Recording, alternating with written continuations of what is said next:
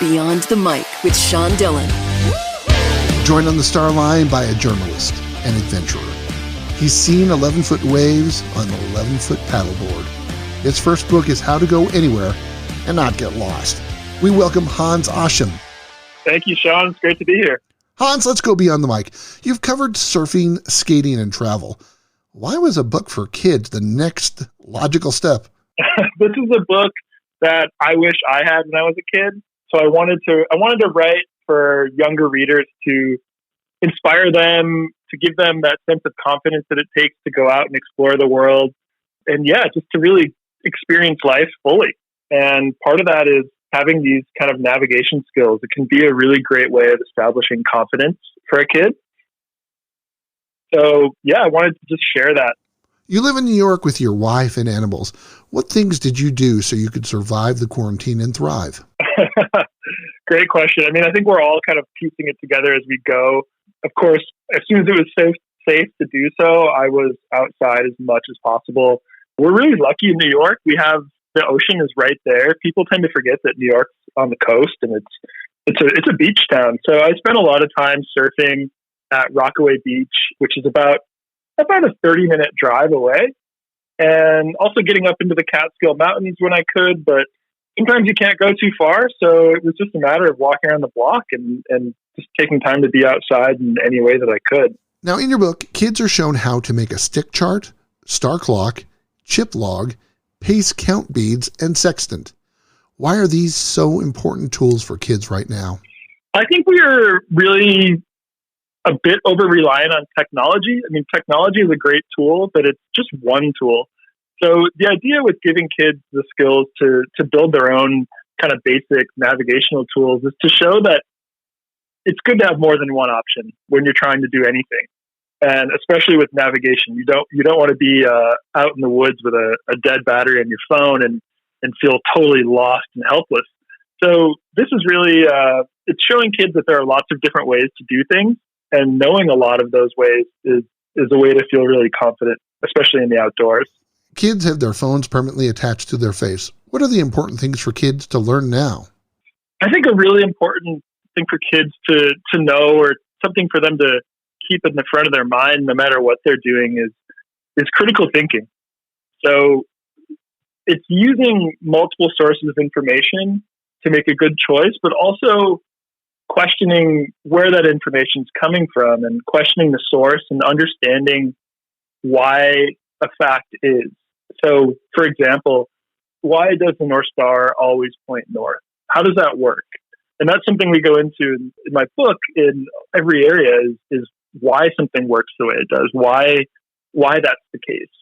And that's really to show kids that, they should be thinking for themselves, and that they should be questioning, conventional knowledge, something that they're told every day, but it's best to understand why.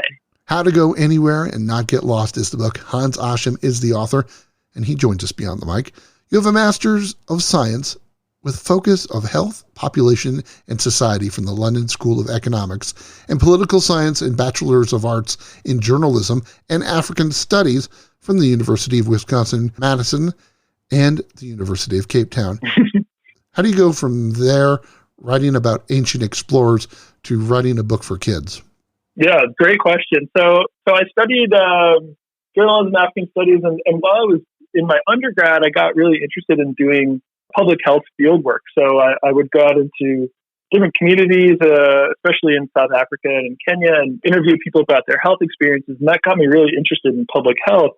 But at the same time, I was essentially telling stories. I was storytelling. I was gathering information. I was learning new information from people and sharing their stories just in a kind of more research, health policy focused context. And then when I got out into the big wide world, I started just going pure storytelling and got into journalism, and I found a lot of similarities. I mean, these critical thinking skills and this kind of getting multiple sources of information was all linked to journalism and to writing. And I wanted to translate those values into a book for kids on a subject that I was passionate about and that I thought was really underserved. There's not a lot of great resources about navigation for kids. So that's kind of how we got to not totally lost, but that's how we got here. Time's running out, so it's time for the Rocky Nate. 8 random questions. Answer with the first thing that comes to your mind. There's no pressure. Oh, boy. Favorite place to hike? Catskills. One thing people don't know about you? I'm ambidextrous. Favorite place to take your dog for a walk in New York? Rockaway Beach. How about that one thing that you do that annoys your wife to no end? One thing? Oh, God. You have to pick one. Oh, boy. Leave the windows open. Favorite topic to write about? The ocean. How about drive-in or in the theater movies? Which one do you like better? Theater. Which culture intrigues you the most? Ooh, that's tough. What culture? Why? What's so tough about it? I'm always intrigued by, well, there's so many to choose from. I'm always intrigued by kind of underground cultures, and I've always loved crime movies and mafia movies. So I'm really intrigued by organized crime and the culture of organized crime. What makes organized crime so interesting? Is it the family element? I think it's the mix of, it's the family element, the element of tradition, and it's also this kind of hidden in plain sight. It's something that exists in cities all over the world, but it isn't totally underground, but it's kind of this hidden in plain sight idea of organized crime and this kind of symbiotic relationship that it has with kind of the, legitimate, so to speak, economy that, these two feed off one another. The name of your book is How to Go Anywhere and Not Get Lost. Have you ever gotten lost? Of course, yeah. Navigation it's throughout human history. It's trial and error, and the only way you learn is by making mistakes. The important thing is to learn from them and to do better the next time. So yeah, absolutely. But I always find my way back so far. And what's your next project?